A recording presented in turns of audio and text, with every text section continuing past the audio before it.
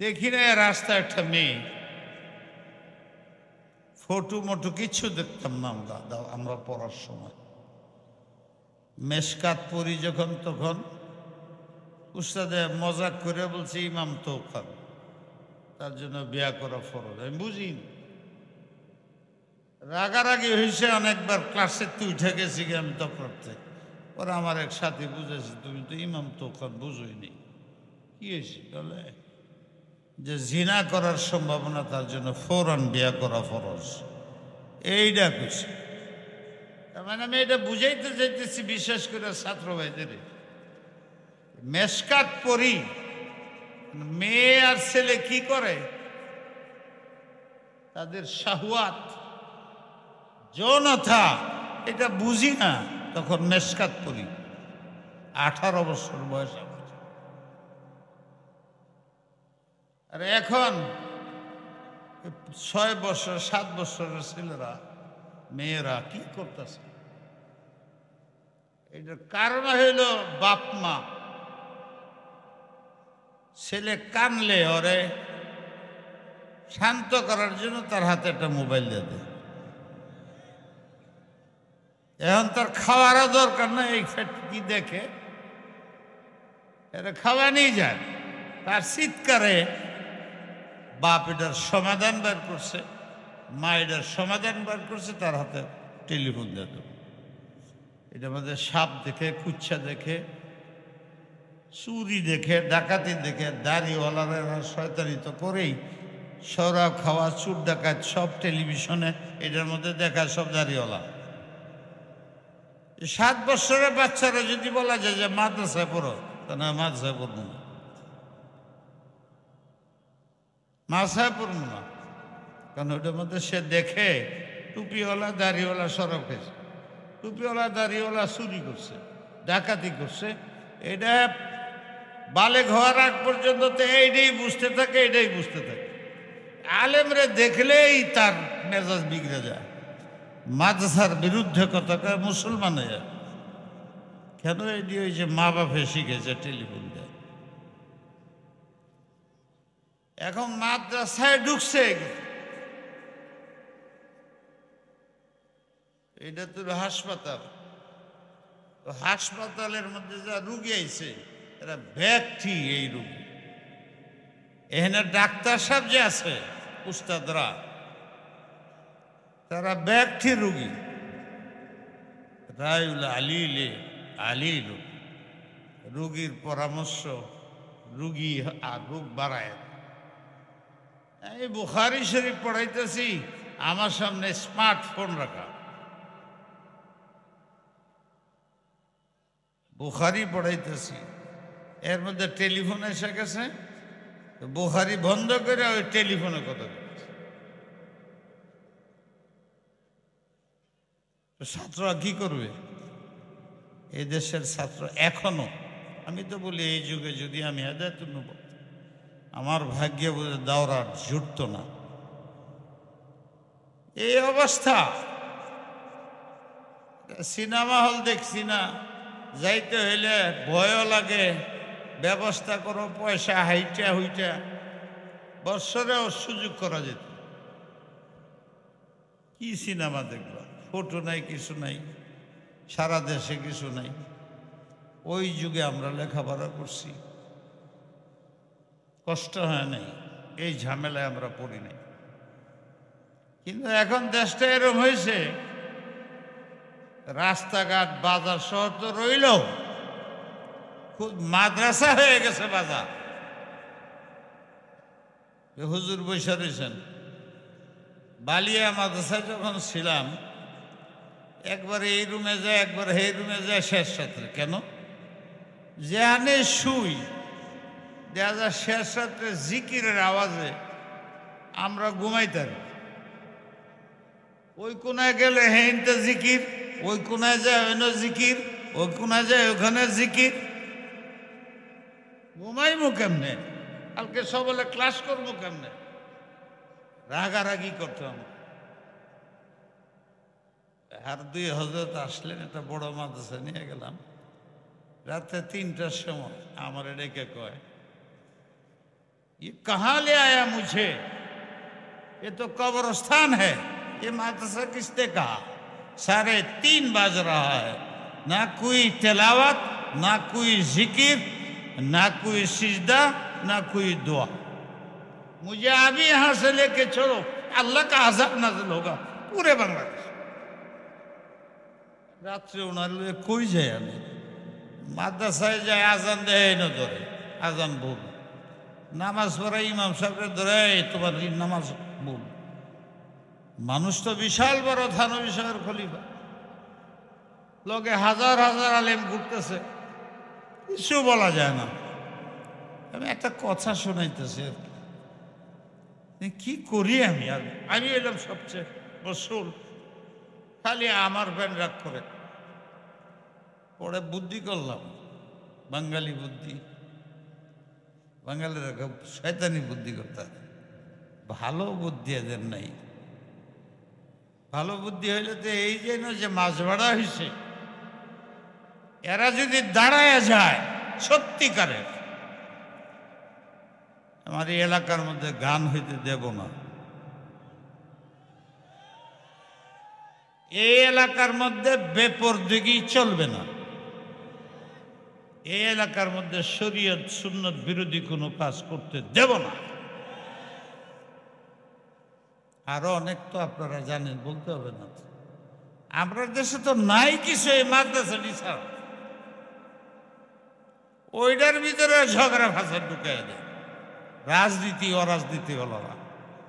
Chairman নিয়ে, সদস্য পদ নিয়ে, মাথাব্বরি নিয়ে মারামারি করে মাদ্রাসার 12টা। যে জান্নাতের একটা টিকিট নেওয়ার জায়গা, এটা কেন জানি বুঝে না। সব দিক দিয়ে নিরাপদ রাখা উচিত। এখানে মাথাব্বরি করা ঠিক না। পারলে হেনতে টিকিট কিনো জান্নাত।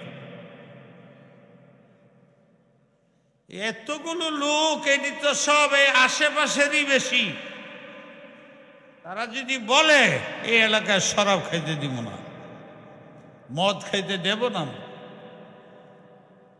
সরকার লাগে না, এমপি লাগে না, ওই এমপিও আইসা এই কথাই বলবে যে এলাকায় শরাব চলবে, নাহলে বুড়ি পাবে। তখন ভোট পাবে যখন দাড়ি রাখবা, তখন ভোট পাবে যখন তোমার লেবাস উন্নতি হবে, তুমি তখন ভোট পাবে যখন তুমি 5 ওয়াক্ত নামাজি হবে। যে নামাজ পড়ে না সে আল্লাহর গাদ্দার, যে নামাজ পড়ে না আল্লাহর সাথে বেঈমানি করে, সেই লোক কোনোদিন মানুষ এবং জাতির কল্যাণ, মানুষের জন্য ওয়াফাদার, তাকে ধোঁকা দেওয়া ছাড়া সে কোনোদিন মানুষের কল্যাণকামী হইতে পারে না। সে তো আল্লাহর সাথে শত্রুতা করে, আল্লাহর হক আদায় করে না, আল্লাহর বান্দার 60 বছর হক আদায় করবে না, ধোঁকা দেয়া বুট নিয়ে মন্ত্রী মিনিস্টার হয়ে, আর আমারও চিনবে না, আমারও চিনবে না। এলাকার মধ্যে প্রথম সে আসবে গান বাদ্য করবে। কথাটা কি বলছি? লক্ষ মানুষ আপনার, এই 3 ভাগের 2 ভাগ তো কমপক্ষে এলাকা, অর্ধেকের বেশি না যুবক আছো। আল্লাহ তোমাদের যুবক বানাইছে। তোমাদের কাছে আমি আশা করি, তোমরা আমার এইভাবে পরিচয় দিছো, আমি আসমানতে নেমেছি। বললাম যে 500 বার তো আইছি, এখান থেকে 1-2 কিলোমিটার দূরে আমার বাড়ি খোরসা। একবারও বললে না তোমরা আমাদের দেশের, আমাদের এলাকার, আমাদের মহাব্বতের মানুষ, সারা বাংলাদেশে উনি কাজ করেন। তাই উনি যাতে বাহিরে যায় নমুনা বলতে পারে বাদশাহকবিরপুরকে, এটা ওনার জন্য সহযোগিতা হবে। উনি আমাদের এলাকার মানুষ, এলাকার গৌরব কইবার কই না, এলাকার গৌরব। এটা ছিল আমার পরিচয় এখানে, যে আমি এই এলাকা আসি নাই, আসতে পারি না, কিছু উজর তোমরাও জানো, আর আমি এটার জন্য ক্ষমাও চাই। কালকে বাড়লে ক্ষমা চাইছি, কিন্তু যা ভুল ত্রুটি হইতেছে কেউ দেয় না, আমি দেই। বাল্য মাদ্রাসা পেয়েছি, তোমাদের এনেও বলতেছে, আমার এনেও আসা যাওয়া থাকতো, তাহলে তোমরা বলতা না যে আমি ও বাহিরের। কিন্তু পরিচয়টা এমনভাবে দিছ, বলতে পারলে না যে আমাদের এলাকার লোক। এলাকার ফকির নাকি এলাকায় ভিক্ষা পায় না, কিন্তু দেখাই দিতে তোমরা এলাকার ফকির ভিক্ষা পায় না, এটা কথা আগের ছিল। আমরা এলাকার ফকিরে সবচেয়ে বেশি ভিক্ষা আমাদের এলাকায় পায়। খালি চিৎকার দেওয়া শিখছ, আমারে ভিক্ষা দিবা, তোমরা দিবা? এই যে রাও করে না জানি কি চায় পায়। আমি ভিক্ষা কি চামু করছে, সবাই যাও না, ভিক্ষা চাই না। কি ভিক্ষা চাই জানো? তোমরা যদি আজকে আমরা বলো যে হুজুর আমরা দায়িত্ব নিলাম, আমাদের এলাকার মধ্যে ইসলাম বিরোধী কোনো কাজ হইতে দেব না, আমরা সুন্নতের বিরুদ্ধে কিছুই করতে দেব না, কোনো মাদ্রাসার উপরে কোনো আঘাত আসতে দেব না, কোনো ইসলাম উলামা নিয়ে খেলা করার সুযোগ আমরা দেব না। এইটা যদি করে দেখাইতে পারো, তাহলে এইটা আমি তোমাদের কাছে ভিক্ষা চাই।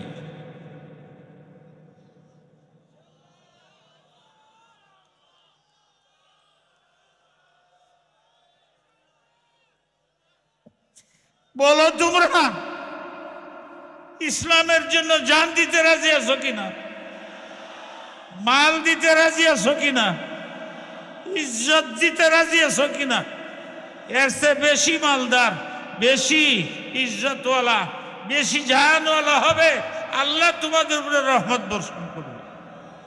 এই মাদ্রাসা আরো বিশাল হয়ে যাবে। টাকা দিয়ে মাদ্রাসা হয় না, টাকা তো আল্লাহ ব্যবস্থা করবে, এটার ব্যবস্থা তো আল্লাহ করতেছে।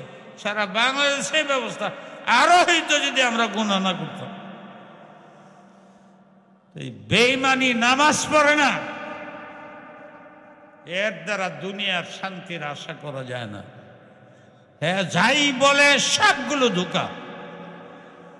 তোমরা বলো আমাদের এলাকায় আমরা এমন লোক চাই যে নামাজি হয়, এমন লোক হইলে ছাড়বো না, তারাই পাস করো।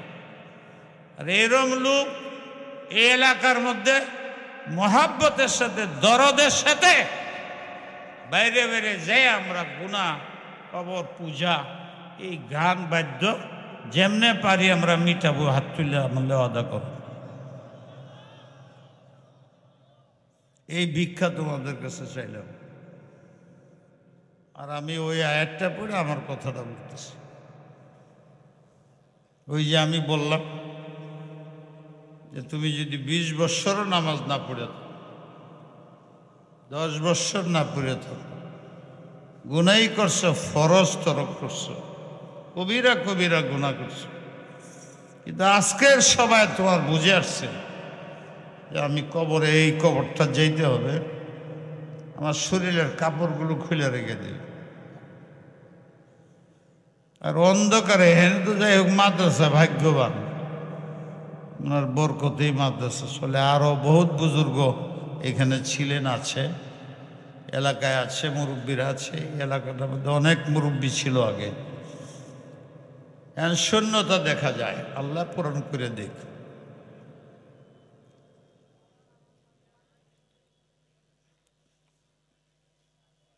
ومن يخرج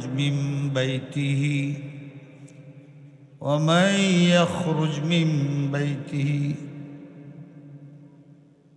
مهاجرا إلى الله ورسوله ثم يدركه الموت فقد وقع أجره على الله।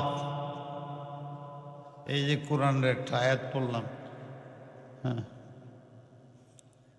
ومن يخرج من بيته مهاجرا إلى الله ومن يخرج من بيته مهاجرا إلى الله ورسوله ثم يدركه الموت فقد وقع أجره على الله। এখানে যাই অর্থ হোক, আমি সারাংশ বলতেছি। এটার একটা শানে নজুল আছে। কেন এই আয়াতটা অবতীর্ণ হইল, এই জন্য অনেক জায়গায় শানে নজুল পড়তে হয়, কিতাব আছে, এটি পড়তে হয়। 700 এটি না পড়ে এটা দেয়, সময় নষ্ট করে। এক সাহাবী ছিলেন, হিজরতের পরে উনি মক্কায় ছিলেন। অসুস্থতার কারণে এমন হয়েছিলেন, এদিকে দিলের মধ্যে আগুন নবীর, আর তার নিজস্ব অবস্থা হলে উটের উপরে বসতে পারেন, রাস্তাঘাট তো নাই। এখন অনেক রাস্তা হয়েছে, তো 400-400 কিলোমিটার দূরে মক্কা মদিনার ডিফারেন্স। আর তখন 4-5 দিন উঠে যাইতে হইতো। এই পাহাড় তো এইদিকে কতক্ষণ, ওইখান থেকে এইদিকে কতক্ষণ, আবার কোনো পাহাড়ের উপর দিয়ে উঠতে হইতো। এইভাবে রাস্তা নাই, ঘাট নাই, ডাকাইতে ধরে মাইরে ফেলা, এইটা অবস্থা ছিল জাহেলিয়াতের। আমরা অন্ধকার যুগ কই, সব গুনার যুগ ছিল এটা। রসুলে পাক সাল্লাল্লাহু আলাইহি ওয়াসাল্লাম মদিনায়, এই সাহাবী হেনে তরফতেছে। ছেলে 4টা ছিল, আমার যেমনে পাও মদিনা লয়ে যাও। 4 ছেলে খুব ভালো ছিল। আজকাল তো সন্তানরাও এরকম হয়েছে, মা বাপের কোনো গুরুত্বই দেয় না। এটার জন্য আমি সন্তানদেরকে পরে দায়ী করি আর নিজেরে প্রথম দায়ী করি। কেন আমি 15 বছর পর্যন্ত আমার কথার বাইরে যেত না, কারণ আমি কেন মক্তবে পড়াই নাই, কেন মাদ্রাসায় পড়াই নাই? দুনিয়ার আশায় সব করলা, বাড়ি বেচে বিদেশে পাঠাইলা, কিন্তু পাশের মাসের মধ্যে যদি মক্তবের হেফসখানা পড়ায় ছেড়ে দিতা। এক ওয়াইজের কাছে শুনছিলাম, সকালে যদি খিচুড়ি খাও, সারাদিন যাই খাও, ডেকুর আসলে খিচুড়ি আসে। মক্তব হেফসখানার থেকে যদি পড়িয়া এরপরে ইউনিভার্সিটিও পড়ত, শেষ পর্যন্ত ঘুরে সে নামাজি হইত। কুল্লু শাইইন ইয়ারজিউ ইলা আসলিহি। কোরআন বুকে থাকলে, ইমান বিকে থাকলে বরফের মতন থাকে। এটা কোরআনেও আছে যে আমি প্রত্যেকটা মোমেন্টে মারিফত, আখিরাত, এলেম বিল কুওয়া এখানে দেয়া রাখছে। যেমন পকেটে পয়সা আছে, তার দিলে আল্লাহকে চিনা জানা, জান্নাতে যাওয়ার সব পথ, এলেম সব তার বুকে রাখা আছে খাজানা করে। পেট্রোল যেরকম বাইর করতে হয়, স্বর্ণরূপা মাটির গভীরে, পানির গভীরে থাকে, ডুবুরিরা বাইর করে আনে। ফিতরাতাল্লাহিল্লাতী ফাতারান নাসা আলাইহা লা তাবদীলা লিখালকিল্লাহ যালিকাদ-দীনুল কাইয়্যিম। আমি আল্লাহ স্বেচ্ছাচার না, স্বজনপ্রীতি না, সাহাবারে যে জিনিসগুলো সিনার মধ্যে দিছি, এই যুগ কিয়ামত পর্যন্ত যারা বসা আছে সবার দিলের মধ্যে এই জিনিসটা আছে। এখন কয়লা বাইর করতে হলেও মিস্ত্রি লাগে, মেশিন লাগে। ডুবুরি ছাড়া নদীর গভীরের থেকে সমুদ্রের ডায়মন্ড, স্বর্ণ ওঠানো যায় না। ফিনিশিং করার জন্য কোটি টাকা খরচ করতে হয়। মাটির নিচের খনিজ ও সবাই উঠাইতে পারে। ঠিক তোমার সিনার মধ্যে এটি রাখা আছে। এটার মিস্ত্রি কারা, ফিনিশিং করবে কারা, এদের নাম রাখছি আমরা মাদ্রাসার উস্তাদ। এরা কাটা ছাড়া করবে।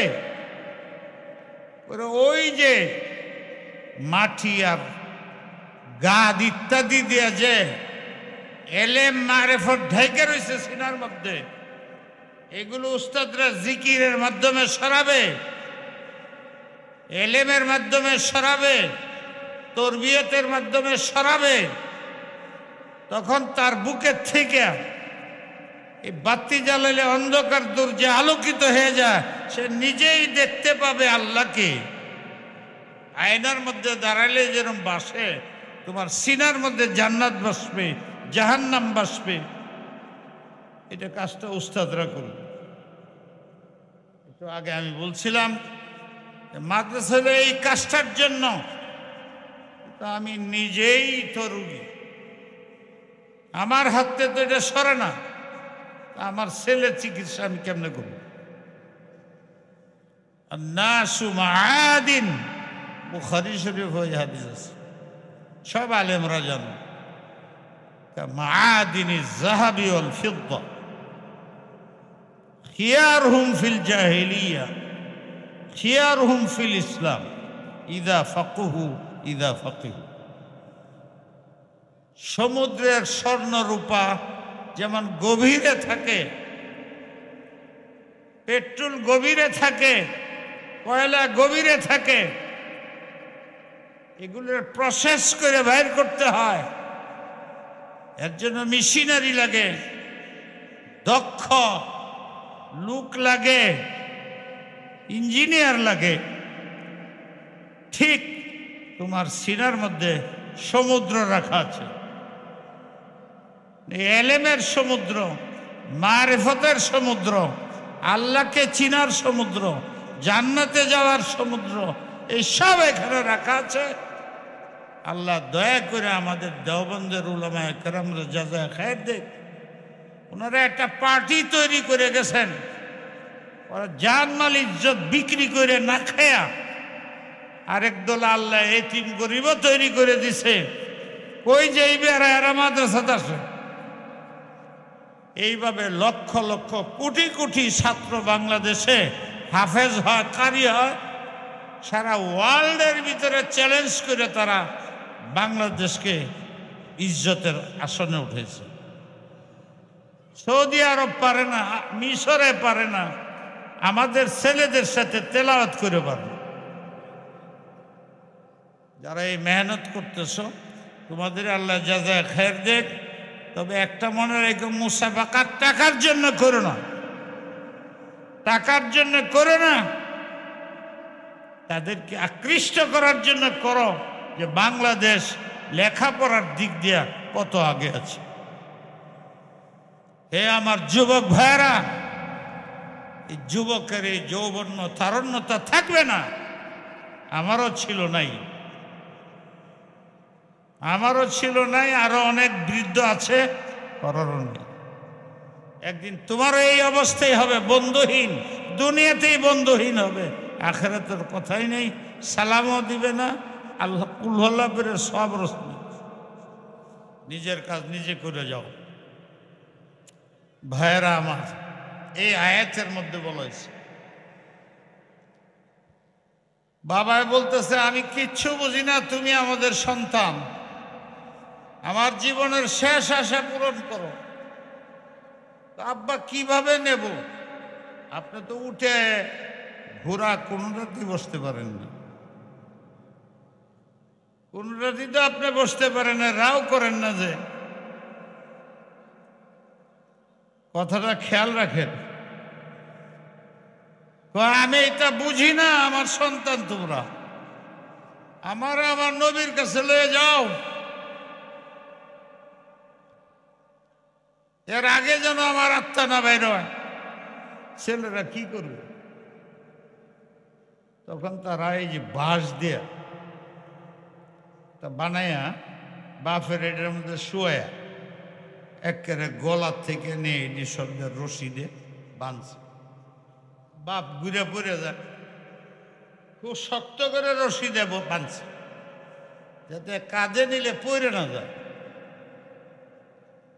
এরকম বাঁধিয়া হাত পাও সব বাঁধিয়া 4 বাই 4 করলে রওনা হয়েছে।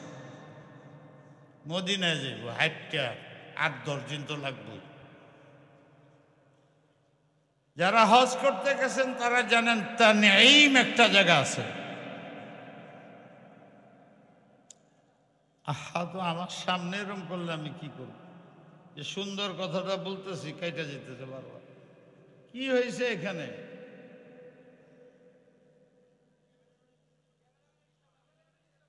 এই যে বললাম যে ক্যামেরা ট্যামেরা এখানে ব্যবহার করুন, আমি উঠে চলে যাব।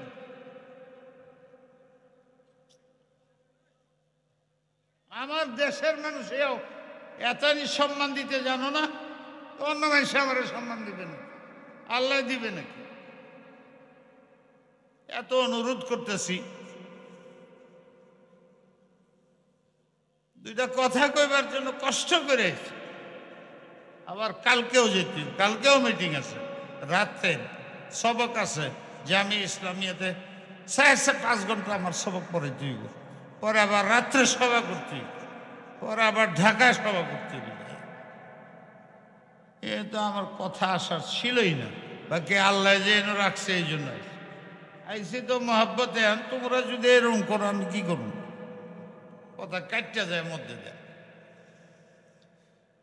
এইভাবে 4 ভাই বাপের মার সাথে ছেলেরা যুবকরা দেখো মা বাপের আশা ছেলেদের কিভাবে আদায় করতে হয়। কি বলবো, আজ ছেলে মেয়ে মা বাপের সে বড় পীর পৃথিবীতে নাই। 1000 পীরে জানা নবী বসে রয়েছে, নবী বলতেছে কালিমা পড়ো, কালিমা পড়ো, পড়ে না। আল্লাহ রসুল জিজ্ঞাসা তার মারে ডেকে, তোমার ছেলে কেমন? বলে এর সে ভালো ছেলেই হয় না। এইটা জিজ্ঞাসি না, তুমি খুশি নি? বলে না, আগে তো আমারই মানতো, বিয়া করার পরে তো শাশুড়ির দাম বেশি, বিয়া করার পরে তো বোন থইয়া শালিরারে দাম বেশি দেয়। এই মনের মধ্যে ব্যথা। নবী আলাইহিস সালাম বলছে তোমার ছেলের মুখ দিয়ে কালিমা আমি মুহাম্মদ নবী হইয়া সাল্লাল্লাহু আলাইহি ওয়াসাল্লাম পারতাছি না। তুমি যদি ওরা মাফ না করো তাহলে আমি এক কাজ করি, খড়িয়ে এনে এই দুনিয়ার মধ্যে আগুন দিয়ে জ্বালাই দিই। হ্যাঁ, কেন? কবরে গেলে তো কঠিন আযাব, আগুন লাগবে, এটা আমি লাগাই দিই। তখন মা চিৎকার, মা তো মাই, আমি মাফ করে দিলাম। যে মাফ করে দিছে হুজুর বলছেন পর কালিমা তাইয়্যিবা লা ইলাহা ইল্লাল্লাহ মুহাম্মদ, ফৌরান সে বলা আরম্ভ। এই হলো মা, এই হইল বাপ। আমরা আজকাল মনে করি অশিক্ষিত মূর্খ, কিচ্ছু বুঝে না, খালি ক্যাটক্যাট করে। সাবধানে এরকম কথা বলো না। কিচ্ছুই যদি না পারো, আর মা যদি বাপ থাকে আজকে গিয়ে মাপ চাও, তোমার মা বাপ খুশি হয়ে গেলে তোমার দুনিয়াও ভালো হয়ে যাবে, আখিরাতও ভালো হয়ে যাবে। মার সাথে গ্যাঞ্জাম করে যত ভালো হইতেছে, এটি সব তোমার জন্য শেষকালে অবল হয়ে যাওয়া। কান্দে লয়ে যাইতে যাইতে তানিম পর্যন্ত গেছে। এক রেওয়ায়াত অনুযায়ী আমি বলতেছি, ওখানে যাওয়ার পরে 3-3.5 কিলোমিটার ওখানে হযরত আয়েশা সিদ্দিকার নামে মসজিদ আছে। উমরা যারা করে ছোট উমরা ওখান থেকে করে, আর বড় উমরা জেরান একটা জায়গা আছে ওখান থেকে, ওখান থেকে সব হাজিরা উমরা করে। তানিম এখানে যাওয়ার পরে এই লোকটা মারা গেছে। আল্লাহ রসুল পর্যন্ত যাওয়া হইল না, এত আশেক ছিল আল্লাহ রসুলের, পৌঁছতে পারে নাই। এরা না পৌঁছতে পারলো, জিবরিল পৌঁছে গেছে। এখানে জিবরিল আসে নাই, জিবরিল গেছে আল্লাহ রসুলের কাছে, যা বলছে তুমি জানো কি তোমার এক আশেক ঘোড়ার উপরে থাকতে পারে না, উটের মানে যানবাহনে উঠতে পারে না, তার আশা তোমারে দেখবে। ছেলেদের বলছে কোনো রাস্তা না পায় এইভাবে বান্ধা বুন্ধে আসছিল, তানিম পর্যন্ত আসার পরে মৃত্যু হয়ে গেছে। আল্লাহ পাক একটা আয়াত দিয়ে আমারে পড়াইছে, কি আয়? আল্লাহ বলছে তোমার শোনাইবার জন্য, وَمَن يَخْرُجْ مِن بَيْتِهِ مُهَاجِرًا إِلَى اللَّهِ وَرَسُولِهِ ثُمَّ يُدْرِكْهُ الْمَوْتُ فَقَدْ وَقَعَ أَجْرُهُ عَلَى اللَّهِ। যদি কেউ নবীর সাথে দেখা করতে যায়, সবচেয়ে বড় ইবাদত নবীর জিয়ারত। কে জানি আমার আগে জিয়ারতের সম্বন্ধে বলছে, মোহাব্বতের জিয়ারত। যারা এটা ভুল বুঝে তাদের বোঝা উচিত, নবী না এলে মদিনার পয়দা হইত না, মক্কাও বোধহয় পয়দা হইত না, দুনিয়ায় বোধহয় সৃষ্টির প্রয়োজন ছিল না। সমস্ত উম্মতে মিলে আল্লাহর আবদিয়ত পুরা করতে পারে নাই। আল্লাহ রসুল আসছেন, এরপরে ঘোষণা করছে যে আমার আবদিয়তের যে দাবি, যেটার কারণে পৃথিবীর মানুষ তৈরি হয়ে গেছে, মুহাম্মদ সাল্লাল্লাহু আলাইহি ওয়াসাল্লাম তোমার মাধ্যমে এটা পরিপূর্ণ হয়েছে, সব উম্মতকে আমি বলে দিলাম আবদিয়ত পুরা হয়েছে। তার ভালোবাসা, তার মুহাব্বত না হইলে ঈমানই থাকে। বুখারীতে হাদিস আছে। যাই হোক, এই আয়াতের অর্থ হইলই তোমার কাছে আসা, তোমার হাতে ধরা, তোমার কাছে বায়াত হওয়া, তোমার সুন্নত পালন করা, এটার জন্যই আমি পৃথিবীতে মানুষ তৈরি করছি। আর সেই তোমার আশেক রাস্তায় তোমাকে দেখতে পারে নাই, মারা গেছে। তা আমি আল্লাহ ঘোষণা করতেছি দুইটা। একটা হইল সে না আসতে পারলেও, তোমার পর্যন্ত না আসতে পারলেও তার নিয়তের বরকতে তোমার সাথে আসা, সাক্ষাৎ করা, দেখা করার যে সব পরিপূর্ণ দান করে। এটা তো হলো তার ব্যক্তি। সাহাবারা এরকম ছিলেন, একটা ব্যক্তি কোনো একটা কাজ করত, তো ওইটা যখন আল্লাহ কবুল করতেন, ঘোষণা করতেন, তখন এইটার পুরা উম্মতের জন্য নেয়ামত হিসেবে দিয়ে দিতেন। এখন ওই সাহাবীর বরকতে, ওর এশকের বরকতে পৃথিবীতে যত মানুষ কালিমা পড়বে আর এলেমের জন্য বের হবে, আমলের তাজকিয়ার জন্য বের হবে, দাওয়াতের জন্য বের হবে, কুরআন শরীফ পড়ার জন্য, মাদ্রাসার জন্য বের হবে, মসজিদের জন্য বের হবে, খানকার জন্য বের হবে, মরণের পরের পুঁজির জন্য বের হবে। ওরা যদি হাসিল নাও করতে পারে, 20 ওয়াক্ত নামাজ, 20 বছরের নামাজ বাকি, এইটার জন্য বের হয়েছে, শুরু করে দিছে, ওইটা শেষ করতে পারে নাই, ফাকাদ ওয়াকা আজরুহু আলাল্লাহ। আল্লাহ বলেন যে আমল শুরু করছে, পুরা করতে পারে নাই, এইটি সব অতীত সহ মাফ করে ধরে জান্নাতি ঘোষণা। ভাইয়ার আমার কথাগুলো তো সারাত্রি বলতে, তো মা বাপের সম্মান করতে রাজি আছেন? আজকে যে মা বাপ যারা আছে তার কাছে মাপ চাইবেন, রাও করেন না কে? মাপ চাইবেন? বোঝা যাইতেছে ব্যক্তি মা বাপের সাথে খারাপ ব্যবহার করে। হ্যাঁ, সবাই মাপ চাইবেন কোনটা? বলবেন যে হুজুর আমি আমার মার প্রিয়, মাকে ছাড়া বাবাকে ছাড়া কিছু বলি না।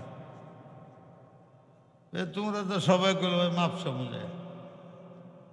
যাই হোক, কথার মধ্যে ভুল করবা তো তবু মাপ চাইবা।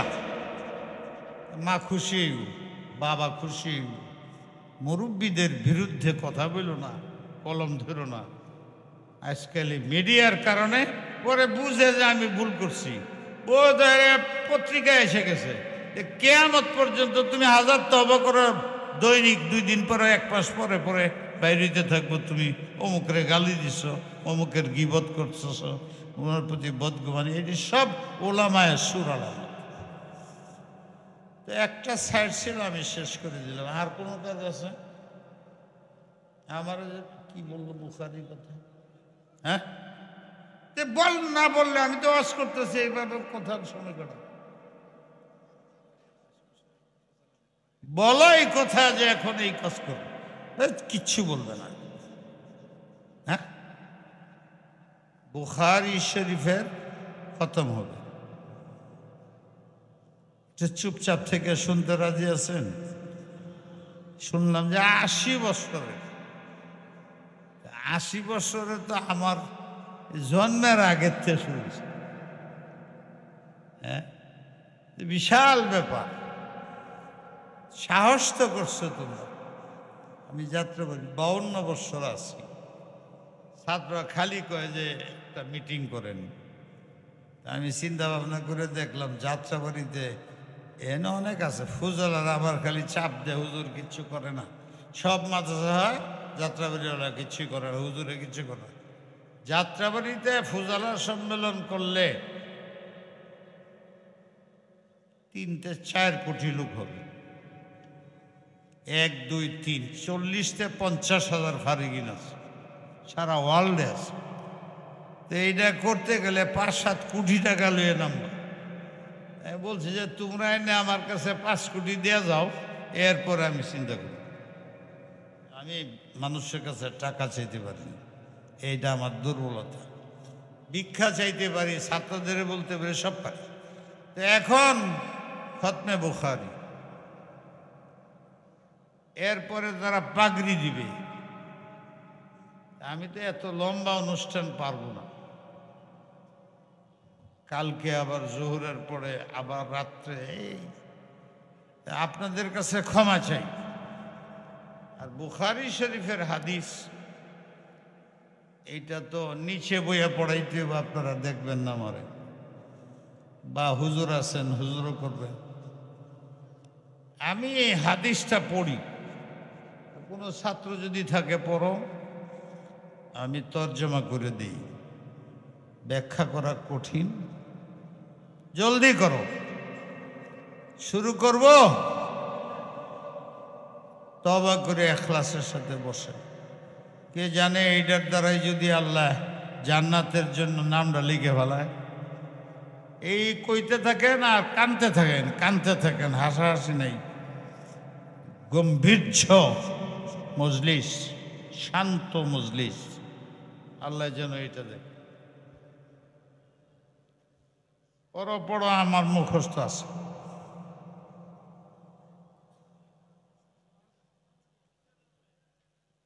বিসমিল্লাহ পড়ো।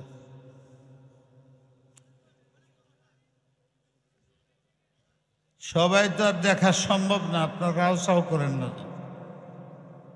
এত বড় সবার সবার কেমনে দেখেন? আব্বু হাদিসটা লয়ে তো নিচে বসতে হইতেছে, এত উপরে এতটি ছাত্র, এত ছাত্র, এটা উঠলে তো ভাইগে পড়ি। এটা করো না, পড়ো, পড়াশোনা মানুষকে এই নিয়তে। আল্লাহ বলছে হাদিসের একটা হাদিস যদি তোমরা শুনো আর পড়ো, তাহলে এই যে ছাত্র 10-12 বছর পরে যে ছাত্র হয়েছে, আজ থেকে তোমাকে ওই ছাত্রের মধ্যে গণ্য করে নি। এই জন্য এই বুখারীর খতম আমাদের মুরব্বীরা করে, চালায় এলাকার মানুষ, বাহিরের মানুষের টাকা পয়সা দেয়। তো খতমে বুখারী করে তাদের জন্য দোয়া করবাটাই গাইনে ওদের ছাত্র বানাই দেবে। হাদিসে আছে জান্নাতের রাস্তা হয় আলেম হওয়া, নাইলে আলেমের ছাত্র হওয়া, নাইলে তাকে সাহায্য করা, নাইলে তাকে মহাব্বত করা। এই চাইরের বাইরে কোনো রাস্তা নেই। তো তোমাদের যারা আপনারা এখানে আছেন, এই নিয়তে এই হাদিসটা কে বলে শকিকে বলখির কথা, কিন্তু হাদিসের দ্বারা সাবেত আছে একটা শব্দ পড়লেও সে ছাত্র হয়ে যায়। রাজি আছেন সবাই? পড়ো বিসমিল্লাহ। الحمد لله رب العالمين والعاقبة للمتقين والصلاة والسلام على أشرف الأنبياء والمرسلين وخاتم النبيين وعلى آله وأصحابه أجمعين وعلى كل من تبعهم بإحسان إلى يوم الدين. أما بعد فإن أصدق الحديث كتاب الله وأحسن الهدي هدي محمد صلى الله عليه وسلم وخير الأمور عوازمها وشر الأمور محدثاتها وكل محدثة بدعة وكل بدعة ضلالة وكل ضلالة في النار. حدثنا فضيلة الشيخ شيخ العزيز على عودنا حفظه الله ورعاه ووفقه الله بالتغيير عن فضيلة الشيخ والمحدث الكبير نور الدين الغربي رحمه الله تعالى عن فضيلة الشيخ سيد العلماء سيد حسين أحمد النبي رحمه الله تعالى عن فضيلة الشيخ شيخ محمد حسن الدولي قدس سره رحمه الله تعالى عن حجة الإسلام وقاسم العلوم والخيرات محمد قاسم النانوتي رحمه الله تعالى عن العالم بالله. যারা মাদ্রাসায় পড়বে তাদের দায়িত্ব কর্তব্য হলো, উদ্দেশ্য হলো তারা জাহান্নামমুখী মানুষকে ফিরায় কোথায় আনবে? জান্নাতমুখী করে দেবে। কি কর, মানুষ দুনিয়া জাহান্নামমুখী চলতেছে, জাহান্নাম কামাই করতেছে, এই জাহান্নামমুখী মানুষদেরকে কি করবে? জান্নাতের দিকে ঘোরায়। এইটা হলো মাদ্রাসার উদ্দেশ্য। আমি যেখানেই পড়ি, যে মাদ্রাসায় পড়ি, আমার উদ্দেশ্য তো ঠিক রাখতে হবে। কি কন? যাই হোক, মাদ্রাসা সম্পর্কে আমি বলবো না, বলবো হলো মা বোনদের সম্পর্ক। মাদ্রাসা কে করেছে বলতে পারেন? মাদ্রাসা কে করেছে? কি ব্যাপার, আপনারা ওয়াজ শোনেন না? মাদ্রাসা কে করেছে? আল্লাহ। যাই হোক, আগের মাদ্রাসা বাদ দিলাম। আল্লাহ রসুলের জামানায় যে মাদ্রাসা হলো, সর্বপ্রথম মাদ্রাসা কোনটা? আল্লাহ রসুলের জামানায় সর্বপ্রথম মাদ্রাসা কোনটা? হ্যাঁ, আরে মাদ্রাসা, মাদ্রাসা কোনটা? আমি তাই বলছি, মসজিদ বলবি। মাদ্রাসা কোনটা? হ্যাঁ, আরে দাওয়াত। মাদ্রাসা বলতেছি কোনটা? সর্বপ্রথম আল্লাহ রসুলের জামানায় মাদ্রাসা কোনটা? এবং মাদ্রাসা কে করলো? হ্যাঁ, যাই হোক, সর্বপ্রথম যে মাদ্রাসা হয়, আল্লাহ রসুল কোথায় গেছিলেন? গারে হিরায় নাকি? গারে হিরায় সর্বপ্রথম মাদ্রাসা হয়। মাদ্রাসায় পড়ালো কিরা? প্রথমে জিবরাইলে পড়াইছে কিরা? জিবরাইল কারে পড়াইছে? হ্যাঁ, হুজুর সাল্লাল্লাহু আলাইহি ওয়াসাল্লাম কারে পড়াইছে প্রথম? হ্যাঁ হ্যাঁ হ্যাঁ, তাহলে সর্বপ্রথম মাদ্রাসা আল্লাহ রসুলের বয়স 40 বছর নাকি? এই সময় গারে হিরার ভিতরে মাদ্রাসা করলো। কে করলো? আল্লাহ। এই জন্যই আল্লাহ কাকে পড়াইলেন? জিবরাইলকে। জিবরাইল কাকে পড়াইলেন? রসুলকে। রসুল কারে পড়াইলেন? দেখছেন মহিলা মাদ্রাসার সিস্টেম, পুরুষ মাদ্রাসা আর মহিলা মাদ্রাসা কোথার থেকে আসলো? এই জন্যই বলা হয়, আল্লাহর আরবি বলে, মোহাম্মদ হারগিজ না গুফতা, মোহাম্মদ হারগিজ না গুফতা, তা না গুফতা জিবরাইল, জিবরাইল হারগিজ না গুফতা, তা না গুফতা রব জলিল। আল্লাহ যতক্ষণ পর্যন্ত জিবরাইলকে না বলে, জিবরাইল আল্লাহ রসুলকে বলে। তাহলে সর্বপ্রথম মাদ্রাসা কে করলো? আল্লাহ। যারা মাদ্রাসায় লেখাপড়া করে তারা কার মাদ্রাসায় পড়ে? যারা মাদ্রাসার সাথে দুশ্মনী রাখে তারা কিরা? হ্যাঁ, শয়তান না। যারা মাদ্রাসার সাথে দুশ্মনী রাখে তারা কারা? আবু জেহেল, উতবা, সাইবা। কথা বুঝেন নাই? যারা মাদ্রাসার সাথে দুশ্মনী রাখে তারা কারা? জান্নাতি না জাহান্নাম? আমরা যারা মাদ্রাসার সাথে দুশ্মনী রাখি তারা কারা? হ্যাঁ, দেখছেন মাদ্রাসা করলো কে? আল্লাহ। আল্লাহ রসুলকে পড়ালেন। আল্লাহ রসুল পুরুষ না মহিলা? পুরুষ মাদ্রাসা দেখলেন নাকি? আর মহিলা মাদ্রাসার দরকার আছে না? আল্লাহ রসুল সর্বপ্রথম কাকে পড়ালো? তাহলে মহিলা মাদ্রাসা হলো নাকি? হ্যাঁ, দেখছেন মহিলা মাদ্রাসা করতে গাইল। এখন আল্লাহ রসুলের কাছে সর্বপ্রথম কোরআন যিনি পড়েছেন, মুসলমান যিনি হয়েছেন, সেটা কিরা? মহিলা না পুরুষ? মহিলা। তাহলে মহিলাদের অগ্রাধিকার না? এই জন্যই বলেন যে সর্বপ্রথম যিনি আল্লাহ রসুলের কাছে কোরআন পড়েছেন মুসলমান হয়েছেন সেটা কিনা মহিলা। সর্বপ্রথম যিনি নিজের মাল দৌলত সব বিলীন করেছেন ইসলামের জন্য কিনা মহিলা না পুরুষ? মহিলা। সর্বপ্রথম শহীদ যে হয়েছেন, রক্তপাত হয়েছে, আবু জেহেল সর্বপ্রথম যাকে মারেছে মুসলমান হিসেবে সে কিনা মহিলা না? হযরত সুমাইয়া রাদিয়াল্লাহু তাআলা। এবং মহিলাদের ভিতরে বড় মুহাদ্দিস, বুঝছেন না, সাহাবা ইকরাম কোনো সমস্যায় পড়লে কার কাছে যাইতেন? আয়েশা সিদ্দিকা রাদিয়াল্লাহু, উনি এত বড় মুহাদ্দিস ছিলেন মহিলাদের ভিতরে। এরকমভাবে দ্বীনের জন্যে বেশি কষ্ট করেছেন কে বলতে পারেন? হ্যাঁ, তাকে মুসলমান হওয়ার কারণে কষ্ট দিয়েছে হযরত আসিয়া, ফিরাউনের বিবি। দেখছেন, এই জন্যে মা বোনদের জান্নাতে যাওয়া সহজ, কঠিন। আল্লাহ পাক পরওয়ারদিগার আলম বলেন মা বোনদের কাজ হলো চারটা। কয়টা কাজ? ও মা বোনেরা স্মরণ রাখেন, আপনাদের কাজ কয়টা? চারটা। চারটা কাজ। আর পুরুষদের কাজ কয়টা? দুইটা। পুরুষদের কাজ দুইটা। আর মহিলাদের কাজ কয়টা? চারটা। এখন কাজে যদি মহিলা পুরুষ সমান করেন, কি কন? যে মহিলাদের আল্লাহ কাজ দিয়েছে কয়টা? চারটা। পুরুষদের কাজ দিয়েছে কয়টা? দুইটা। তাহলে কাজে সমান করলে মহিলাকে একটা নিতে হইতো না? হ্যাঁ, মহিলাকে একটা কাজ নিতে হইব। তাহলে কাজে আমরা পুরুষ মহিলা সমান হয়ে গেলাম, কি কন?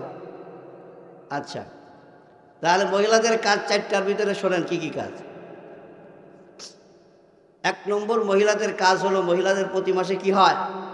মাসিক হয়। 1। 2 নম্বরের কাজ হলো তাদের গর্ভ ধারণ করতে হয়। কয়টা গেল? 2টা। আর একটা কাজ হলো গর্ভ বাহির করতে হয়, 3টা। আর একটা হলো যে বাহির করলো, ছেলে হোক আর মেয়ে হোক, তাদেরকে দুধ খাওয়াইতে হয়, কি কন? এই 4 কাজ কাদের? মহিলাদের। আর পুরুষদের কাজ হলো কয়টা? 2টা। একটা হলো তারা কর্তৃত্ব দিবে, বুঝছেন না? মহিলাদের উপর কর্তৃত্ব কাকে দিবে? পুরুষ, এক কাজ। 2 নম্বর কাজ হলো আয় রোজগার করবে। কি করবে? আয় রোজগার। কয়টা কাজ হলো? 2টা। এখন মহিলাদের কাজ কয়টা? 4টা। এখন কাজে সমান করবেন, কি কন? মহিলা পুরুষ সমান অধিকার, তাহলে কাজে সমান করেন। এখন মহিলাদের কাজ কোনটা দিবেন? হ্যাঁ, কি কয় নিয়ন্ত্রিত? তাহলে কাজে সমান করলেন কিরাম? স্লোগান যে দিলেন মহিলা পুরুষ সমান করতে হইব, তাহলে কাজ সমান করেন। আপনাদের দেশে পুরুষদের দেশে 2টা কাজ, আর মহিলাদের কয়টা? 4টা। কোনটা নিবেন দেখেন, যেটা সহজ আছে। হ্যাঁ, ও মহিলাদের কাজ নিবেন না, সুবিধাবাদী। আপনি কইবেন যে ঠিক আছে, ফোলাফান তো তোমার 5টা হয়েছে নাকি? এখন 5টা ফোলাফান হয়েছে, তুমি তো সারা বছর দুধ খাওয়াইছো, 2 বছর 2.5 বছর। এই বছর ফোলাফানে আমি দুধ খাওয়াই, কি কন? পারবেন? আচ্ছা, যদি কন যে না ঠিক আছে, গর্ভধারণ করেন, কি কন? ফোলাফান তুমি 4 দিয়ে দেছো, আমি 1টা দিই, পারতেন না তো? তাকে কাজ 1টাও নিতেন না। আপনার দেশে কাজ 2টা, কি কর? যাই হোক, মহিলাদের কাজ আর পুরুষের কাজ বুঝলেন তো? কে দেশে কাজ? আল্লাহ। যদি আমরা না মানি তাহলে কার কথা মানলাম না? হ্যাঁ, আল্লাহর কথা না মানলে সে কই যাই বুঝা? আফসোস, এটাও বোঝে না। আল্লাহর কথা না মানলে জাহান্নাম, আর আল্লাহর কথা মানলে আল্লাহর বাঘ। যদি আমি না মানি তাহলে আমি মুসলমান থাকবো? হ্যাঁ, তা আল্লাহ বাঘ করে দিছে, মহিলারা যদি সবার অধিকার কয় হইব? আফসোস, কই যাইবে? এই জন্যে কাজ যখন ভিন্ন তো অফিস ভিন্ন হইতো না